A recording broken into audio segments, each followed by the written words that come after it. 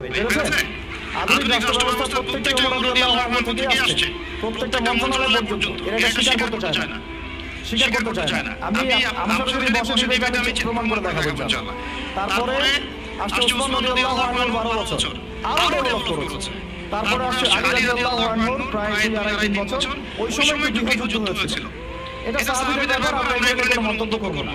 সাহাবীদের মধ্যে যত কনফ্লিক্ট হোক না কেন আমরা তাদেরকে কোনো মন্তব্য করতে যাব না। এটা আকিদার খেলাফ আহলে সুন্নাহ ওয়াল জামাত। তো 4 খলিফার 30 বছরে ইসলাম আরো আগে গেছে, পিছায় নাই কিন্তু। এক পাও পিছায় নাই আলহামদুলিল্লাহ। এরপরে কি ইসলাম থেমে গেছে? না। এরপর আসছে উমাইয়াদের শাসন। উমাইয়ারা 97 বছর শাসন করছে ওই প্ল্যাটফর্মের উপর দাঁড়ায়। তারপরে শাসন করছে আব্বাসীয়রা প্রায় 550 বছর ওই প্ল্যাটফর্মের উপর দাঁড়ায়। বরং আব্বাসীয়দের সময় আপনারা জানেন যে খলিফা আল মামুনের নাম শুনেছেন না? খলিফা আল মামুন। তো